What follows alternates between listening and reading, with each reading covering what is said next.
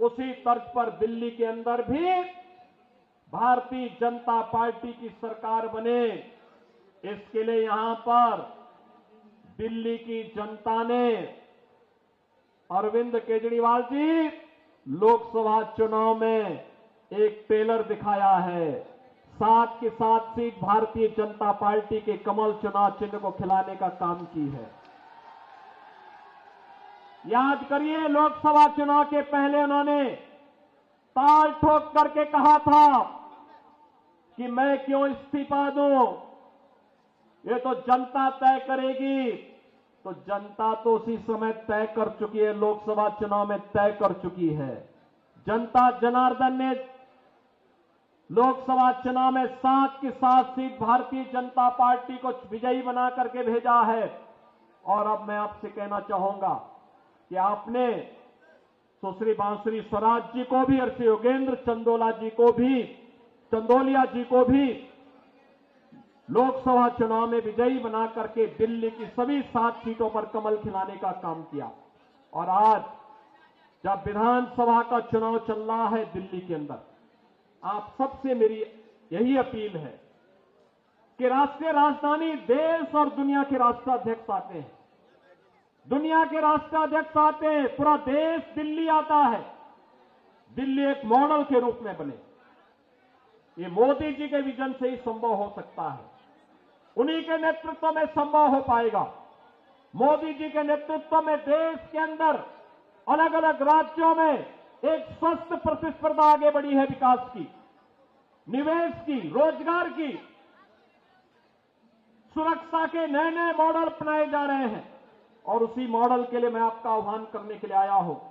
दिल्ली के अंदर भी वह मॉडल डबल इंजन सरकार की भारतीय जनता पार्टी की सरकार बनने से ही संभव हो सकता है। और उस मॉडल के लिए भारतीय जनता पार्टी ने इस करोल बाग विधानसभा क्षेत्र में अपने राष्ट्रीय महासचिव श्री दुष्यंत गौतम जी को उतारा है। दुष्यंत जी के पास सार्वजनिक जीवन का एक लंबा अनुभव है, संगठन का एक लंबा अनुभव है। राष्ट्रीय महासचिव के रूप में तमाम राज्यों के प्रभारी के रूप में वे कार्य कर रहे हैं। और आज करोल बाग के अंदर वे आज विधानसभा का चुनाव लड़ने के लिए और करोल बाग को उसका पुराना वैभव उपलब्ध कराने के लिए, पुराना गौरव उपलब्ध करवाने के लिए वे आज आपके बीच में उपस्थित हुए हैं। भारतीय जनता पार्टी ने उन्हें अपना प्रत्याशी बना करके आपके बीच में उन्हें यहां पर आपके बीच में उतारा है।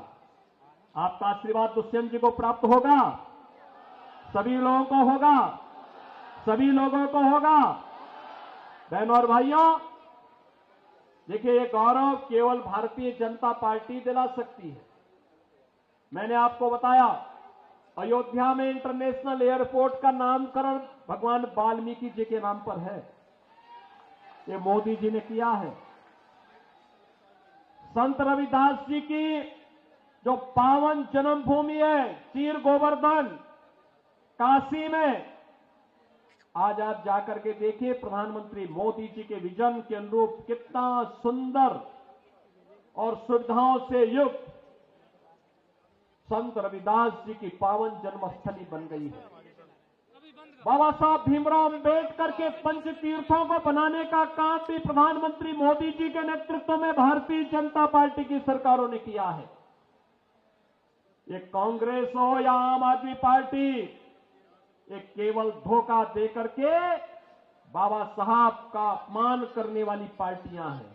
और इसलिए मैं आपसे कहना चाहूंगा कि आज उस विरासत के सच्चे प्रतिनिधि के रूप में श्री दुष्यंत गौतम को भारतीय जनता पार्टी ने करोल बाग विधानसभा क्षेत्र में आपके सामने, आपके बीच में आपकी सेवा के लिए उतारा है।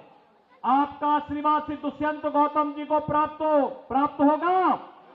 दोनों हाथ ला करके यहां पे आश्वस्त करिए, दोनों जहां तक मेरी आवाज जा रही है, दोनों हाथ ला करके अपना आशीर्वाद श्री दुष्यंत गौतम जी को दीजिए। देंगे? दोनों हाथ ला करके बोले, मेरे साथ बोलेंगे, भारत माता की, भारत माता की जय। श्री राम। जय जय श्री राम।